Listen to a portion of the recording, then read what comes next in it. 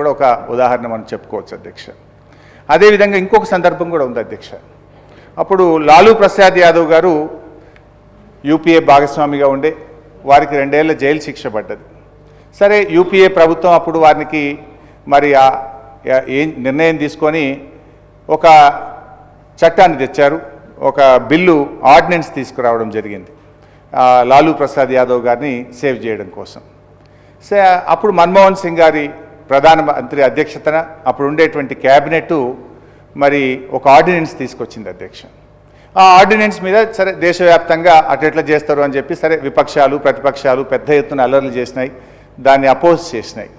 అప్పుడు కాంగ్రెస్ పార్టీ తరఫున ఒక ప్రెస్ మీట్ ఏర్పాటు చేసి ఏఐసిసి కార్యాలయంలో కొంతమంది దాన్ని డిఫెండ్ చేయడం, అంటే మా ప్రధానమంత్రి తీసుకున్న నిర్ణయం సరి అయింది, మా కాంగ్రెస్ పార్టీ తీసుకున్న నిర్ణయం సరి అయింది అని చెప్పేటువంటి క్రమంలో రాహుల్ గాంధీ గారు సడన్గా అక్కడికి చేరుకొని ఆర్డినెన్స్ కాపీలన్నీ చింపేస్తాడు.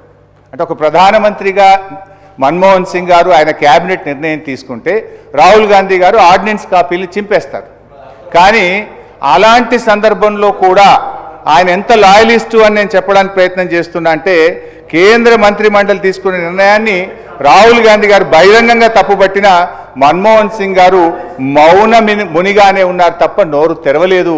ఆయన అంత గొప్ప వ్యక్తి అని చెప్పి కూడా ఈ సందర్భంగా నేను గుర్తు చేస్తా ఉన్నా అధ్యక్ష.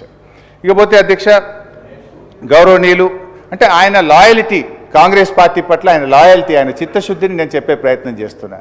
ఆయన ఎన్ని ఇబ్బందులు ఎదుర్కొన్నా కూడా ఎప్పుడు ఒక్క అడుగు కూడా పక్కకు జరగని ఆయన వ్యక్తిత్వాన్ని, ఆయన గొప్పదనాన్ని ఈ సభ ద్వారా చెప్పేటువంటి ప్రయత్నం చేస్తున్నాం అధ్యక్ష.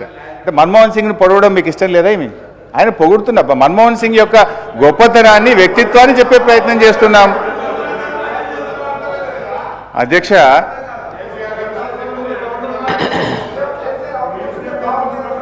అధ్యక్ష,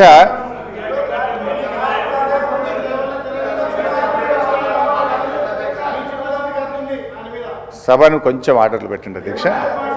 అధ్యక్ష, తెలంగాణ రాష్ట్ర ఏర్పాటులో కూడా తప్పకుండా ప్రధానమంత్రి గారి పాత్ర ఉంది. ఎవరు ఎవరన్నా కాదన్నా మన్మోహన్ సింగ్ గారు ప్రధానమంత్రిగా ఉన్నప్పుడే భారత పార్లమెంట్లో తెలంగాణ బిల్లు పాస్ అయింది. ఇది చరిత్రలో దాస్తే దాగే సత్యం కాదు. We have to agree that. But ఒక గౌరవ సభ్యులందరూ కూడా చాలామంది మాట్లాడారు తెలంగాణ రాష్ట్ర ఏర్పాటు విషయంలో మన్మోహన్ సింగ్ గారి పాత్ర గురించి, కాంగ్రెస్ పార్టీ పాత్ర గురించి కూడా సభ్యులందరూ కూడా చెప్పారు. ఈ సందర్భంగా అందులో కొన్ని సందర్భాల్లో ప్రత్యక్షంగా నేను కూడా ఉన్నాను, కొన్ని విషయాలు నేను కూడా పంచుకోవాలనుకుంటున్నాను అధ్యక్ష. 2004లో కాంగ్రెస్ పార్టీ అప్పటి మా టీఆర్ఎస్ పార్టీతో పొత్తు పెట్టుకోవడం, తెలంగాణ రాష్ట్రాన్ని ఏర్పాటు చేస్తామని చెప్పి స్వయంగా యూపీఏ అధ్యక్షురాలు సోనియా గాంధీ గారు కరీంనగర్లో ప్రకటన చేశారు. మేము కాంగ్రెస్ పార్టీతో అలయన్స్ జరిగింది అధ్యక్ష. రాష్ట్రంలో కేంద్రంలో కాంగ్రెస్ ప్రభుత్వం అధికారంలోకి వచ్చింది. నేను కూడా అప్పుడు కేసీఆర్ గారితో పాటు ఢిల్లీలో ఉన్నాను అధ్యక్ష.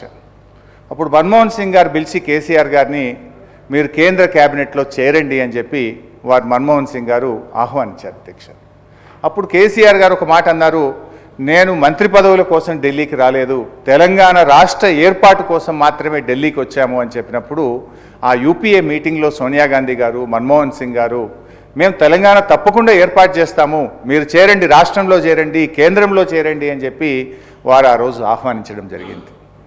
కేసీఆర్ గారు ఇంటికి వచ్చి ఆలోచించి చెప్తానని చెప్పి ప్రొఫెసర్ జయశంకర్ గారు, విద్యాసాగర్ రావు గారు అనేక మంది మేధావులతో చర్చించి తిరిగి మళ్ళీ వెళ్ళి ప్రతిపాదన పెట్టారు. వారంత పెద్ద మనుషులు మనల్ని ఆహ్వానించినప్పుడు మరి చేరకపోవడం కరెక్ట్ కాదేమో, కానీ మనం వచ్చినటువంటి ఎజెండా తెలంగాణ కదా, యూపీఏ కామన్ మినిమం ప్రోగ్రాంలో తెలంగాణ అంశాన్ని చేర్చండి, తెలంగాణ రాష్ట్ర ప్రక్రియను మేము చేస్తామని మీరు యూపీఏ కామన్ మినిమం ప్రోగ్రాంలో పెడితే మేము తప్పకుండా క్యాబినెట్లో చేర్తామని చెప్పి ఆ రోజు కేసీఆర్ గారు చెప్పడం, డాక్టర్ మన్మోహన్ సింగ్ గారు ఆ రోజు అంగీకరించినటువంటి విషయాన్ని నేను గుర్తు చేస్తా ఉన్నాను అధ్యక్ష. సో అట్లా కేంద్రంలో ప్రభుత్వంలో